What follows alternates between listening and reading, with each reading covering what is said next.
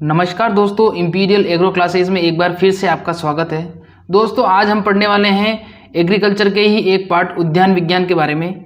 और इससे पहले मैंने वीडियोस डाली हुई है, वो भी आप जाके देख सकते हो। लेकिन इसके बाद से अब सब सिस्टम से लेक्चर वाइज लेक्चर वीडियोस आएंगी और रोज़ आएंगी। तीनों सब्जेक्ट की वीडियोस आपको रोज़ प्रोवाइड करवाई जाएगी। तो चलिए शुरू करते हैं।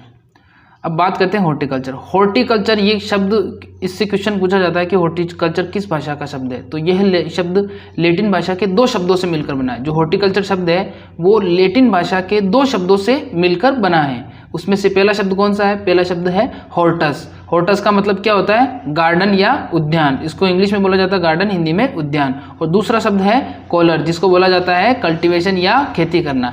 तो जो हॉर्टिकल्चर शब्द है वो लेटिन भाषा के दो शब्दों से मिलकर बना है, जिसमें पहला शब्द है हॉर्टस और दूसरा शब्द है कॉलर। तो हॉर्टस और कॉलर मिलकर क्या बना? हॉर्टिकल्चर। तो हॉर्टिकल्चर शब्द किस भाषा का है? लेटिन भाषा का है। लेटिन भाषा के दो शब्दों से मिलकर बना है, जिसका मतलब होता है हॉर्टिकल्चर। अब हॉर्टिकल्चर की परिभाषा पढ़ते हैं। परिभाषा में क्या होगा? कृषि विज्ञान की वह शाखा जिसमें फल, सब्जियों और अलंकारी वृक्षों की वैज्ञानिक खेती का अध्ययन किया जाता है। यानी कि कृषि विज्ञान की वह शाखा जिसमें फल, सब्जियों और अलंकारी वृक्षों की वैज्ञानिक खेती का अध्ययन किया जाता है, वो क्या कहलाती है? वो कहलाती है हॉर्टिकल्चर या उद्यान विज्ञान। एक बार फिर से देखते हैं। देखो, हॉर्टिकल्चर शब्द किस भाषा का बना हुआ है? लेटिन शब्द भाषा के दो शब्दों से मिलकर बना है। कौन कौन से शब्द हैं? एक शब्द है हॉर्टस और दूसरा है कॉलर। हॉर्टस और कॉलर मिलकर क्या बना? हॉर्टिकल्चर बना। फिर इसके बाद में इसकी परिभाषा की बात करें तो कृषि विज्ञान की वह शाखा जिसमें फल, सब्जियां और अलंकारी वृक्षों की वैज्ञानिक खेती का अध्ययन किया जाता है, वे क्या कहलाती हैं? उद्यान विज्ञान कहलाती हैं। अब इसके बाद में आगे बात करते हैं। अब बात करते हैं उद्यान विज्ञान की शाखाएं। उद्यान विज्ञान की कौन कौन सी शाखाएं हैं? नंबर 1 पे आती है फल विज्ञान, जिसको क्या बोला जाता है? पोमोलॉजी। नंबर 2 पे आती है सब्जी विज्ञान, जिसको क्या बोला जाता है? ओलेरीकल्चर। फिर इसके बाद में नंबर 3 पे आती है पुष्प विज्ञान, जिसको क्या बोला जाता है? फ्लोरिकल्चर। फिर इसके बाद में नंबर 4 पे आता है फल परिरक्षण विज्ञान, जिसको क्या बोला जाता है? Post harvest technology. क्या बोला जाता है? Post harvest technology. तो जो फल विज्ञान है उसमें क्या पढ़ेंगे हम? फलों के अध्ययन के बारे में पढ़ेंगे। सब्जी विज्ञान है उसमें क्या पढ़ेंगे हम? सब्जियों के अध्ययन के बारे में पढ़ेंगे। फिर इसके बाद में पुष्प विज्ञान। पुष्प विज्ञान में क्या पढ़ेंगे हम? पुष्प के बारे में पढ़ेंगे। फिर इसके बाद में नेक्स्ट है फल परिरक्षण विज्ञान। फल परिरक्षण विज्ञान का मतलब ये होता है जितने भी जैम, जेली, अचार, सॉस, मुरब्बा, चटनी, ये जो बनाए जाते हैं फलों से, जितने भी प्रकार के उत्पाद बनाए जाते हैं वो किसके अंतर्गत आते हैं? वो आते हैं फल परिरक्षण विज्ञान के अंतर्गत। तो अब सबसे पहले बात करते हैं फल विज्ञान की। तो यहाँ आ जाइए। सबसे पहला क्वेश्चन यहाँ पर यह बनता है कि पोमोलॉजी यानी फल विज्ञान, पोमोलॉजी किस भाषा का शब्द है? तो पोमोलॉजी शब्द दो ग्रीक भाषा के शब्दों से मिलकर बना है। जो पोमोलॉजी शब्द है वो ग्रीक भाषा के दो शब्दों से मिलकर बना है। अब इसके बाद में इसकी परिभाषा देखते हैं। पहले परिभाषा में क्या है? उद्यान विज्ञान की वह शाखा जिसमें सिर्फ फलों की वैज्ञानिक खेती का अध्ययन किया जाता है, वो क्या कहलाती है? फल विज्ञान। यानी कि उद्यान विज्ञान की वह शाखा, यहाँ पर ये अब यहाँ पर शाखा कौन सी हो जाएगी? ये उद्यान विज्ञान की शाखा हो जाएगी। जो फल विज्ञान है वो किसकी शाखा हो जाएगी? उद्यान विज्ञान की। और उद्यान विज्ञान किसकी शाखा है? कृषि विज्ञान की शाखा है। तो अब यहाँ पर एक बार फिर से देखते हैं कि उद्यान विज्ञान की वह शाखा जिसमें सिर्फ फलों की वैज्ञानिक खेती का अध्ययन किया जाता है, वे क्या कहलाती है? वे कहलाती है फल विज्ञान या पोमोलॉजी। अब पोमोलॉजी शब्द किस भाषा का शब्द है? ये ग्रीक भाषा के दो शब्दों से मिलकर बना है। कौन कौन से दो शब्द हैं? चलिए बात करते हैं। अब शब्द पहला है पोम। पोम का मतलब क्या होता है? फल या फ्रूट। पोम का मतलब क्या होता है? फल या फ्रूट। फिर इसके बाद में लोगस। लोगस का मतलब क्या होता है? ज्ञान या नॉलेज। तो जो पोमोलॉजी है वो किस से मिलकर बना है? Pome plus लोगस। पोम प्लस लोगस से मिलकर क्या बना है? पोमोलॉजी शब्द बना है। पोम और लोगस से मिलकर क्या बना? पोमोलॉजी शब्द बना है। फिर इसके बाद में बात करते हैं फल विज्ञान या पोमोलॉजी के जो जनक हैं वो कौन कौन है? फल विज्ञान के जनक है, अगर विश्व में पूछा जाता है आपसे तो विश्व में फल विज्ञान के जनक कौन है? डी कैंडोले। कौन है? डी कैंडोले विश्व में फल विज्ञान के जनक है। कौन है? डी कैंडोले। अगर आपसे पूछा जाता है कि भारत में कौन है, तो भारत में है के.एल. चड्ढा। भारत में के.एल. चड्ढा कौन है? फल विज्ञान के जनक हैं। फल विज्ञान के जनक कौन है भारत में? के.एल. चड्ढा। फिर एक बार फिर देखते हैं इसको। उद्यान विज्ञान की शाखाएं कितनी हैं? उद्यान विज्ञान की 4 शाखाएं, फल विज्ञान, सब्जी विज्ञान, पुष्प विज्ञान और फल परिरक्षण विज्ञान। फल विज्ञान में फलों के बारे में पढ़ते हैं, सब्जी विज्ञान में सब्जी के बारे में पढ़ते हैं, पुष्प विज्ञान में पुष्प के बारे में पढ़ते हैं, और फल परिरक्षण विज्ञान में फलों व सब्जियों से जितने भी प्रकार के उत्पाद बनाए जाते हैं उनको परिरक्षित करके, जैसे अचार, जैम, जेली, मुरब्बा, चटनी, इनके बारे में इनका अध्ययन किया जाता है। अब इसमें पहली शाखा है फल विज्ञान या पोमोलॉजी। इसकी परिभाषा देखते हैं। परिभाषा में क्या है? उद्यान विज्ञान की वह शाखा जिसमें सिर्फ फलों की वैज्ञानिक खेती का अध्ययन किया जाता है, वो क्या कहलाती है?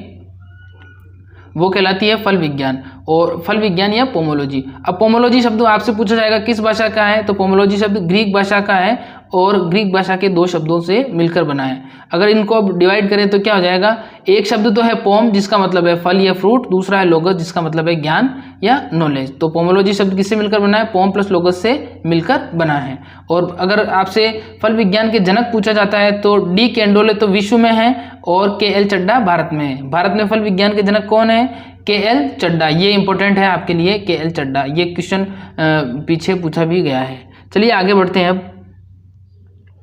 अब दूसरी शाखा है सब्जी विज्ञान। सब्जी विज्ञान को क्या बोला जाता है? ओलेरी कल्चर। सब्जी विज्ञान को क्या बोला जाता है? ओलेरी कल्चर। क्वेश्चन जेट में ऐसे भी आया हुआ है, ओलेरी कल्चर के अंतर्गत अध्ययन किया जाता है सब्जियों का, फलों का, पुष्प का, अन्य।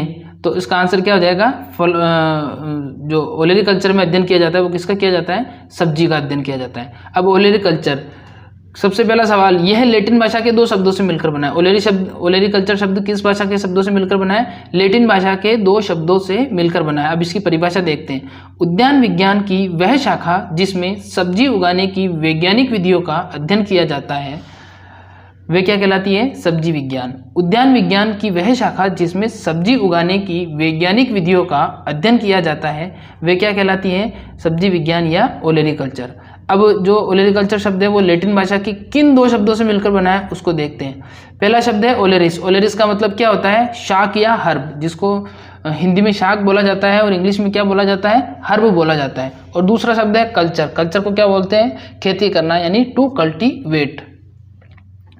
तो जो सब्जी विज्ञान या ओलेरी कल्चर शब्द है वो लैटिन भाषा के 2 शब्दों से मिलकर बना है, जिसमें पहला शब्द है ओलेरी जिसका मतलब होता है शाक या हर्ब, और दूसरा शब्द है कल्चर जिसका मतलब होता है खेती करना। तो ओलेरी कल्चर शब्द किस भाषा का है? लैटिन भाषा का है।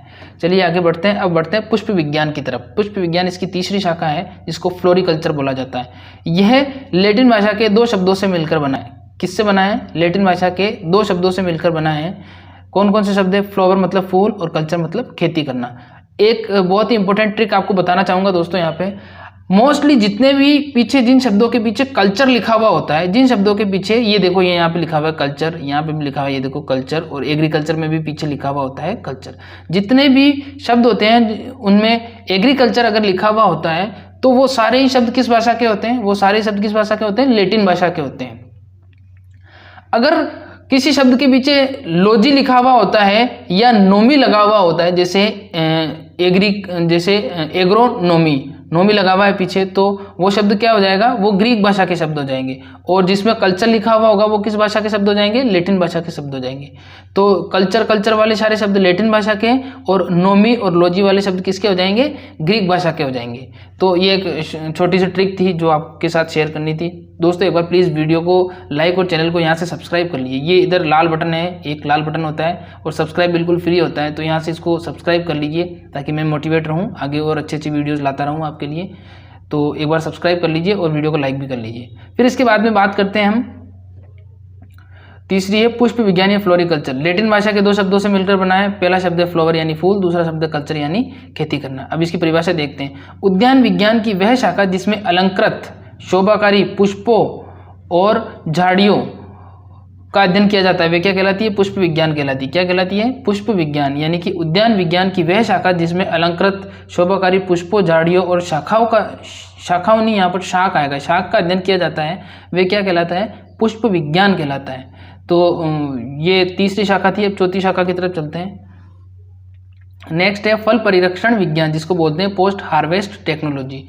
इसका क्या है? उद्यान विज्ञान की वह शाखा जिसमें फलों व सब्जियों को लंबे समय तक परिरक्षित करने का अध्ययन किया जाता है वे क्या कहलाता है? फल परिरक्षण विज्ञान। इसके उदाहरण कौन कौन से? अब जैम, जेली, अचार, चटनी, मुरब्बा, सॉस, केचप। फल परिरक्षण विज्ञान पोस्ट हार्वेस्ट टेक्नोलॉजी उद्यान विज्ञान की वह शाखा है जिसमें फलों व सब्जियों को लंबे समय तक परिरक्षित करने का अध्ययन किया जाता है। जैसे जैम, जेली, अचार, चटनी, मुरब्बा, ये जिसके अंतर्गत बनाए जाते हैं वो कौन सा विज्ञान कहलाता है? फल परिरक्षण विज्ञान कहलाता है। अब बात करते हैं उद्यान विज्ञान के कुछ महत्वपूर्ण तथ्यों के बारे में। तो चलिए आगे बात बढ़ते हैं।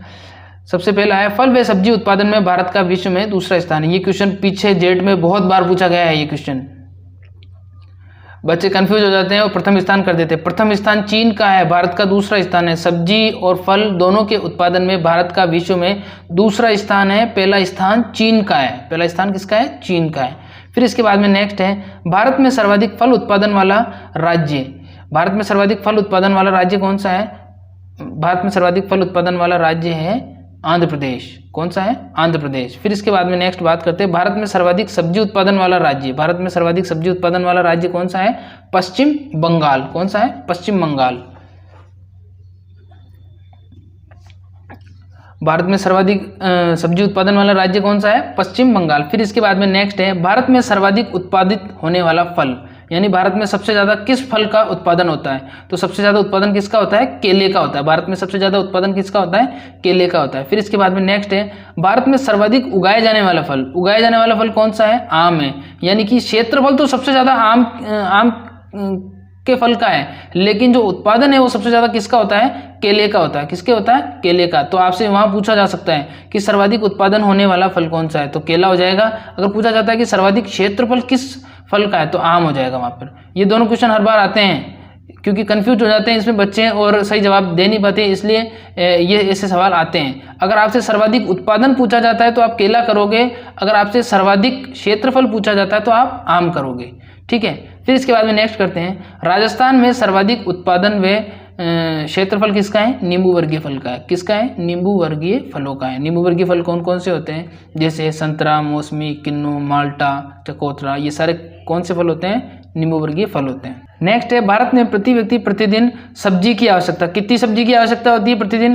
प्रतिदिन सब्जी की आवश्यकता होती है 300 ग्राम, यानी कि एक व्यक्ति को प्रतिदिन 300 ग्राम सब्जी मिलनी चाहिए। अब उन 300 ग्राम सब्जी में से 125 ग्राम तो हरे पत्ते वाली होनी चाहिए, 100 ग्राम जड़ और कंद वाली होनी चाहिए और 75 ग्राम अन्य होनी चाहिए। 75 ग्राम अन्य होनी चाहिए। तो कितने हो गई?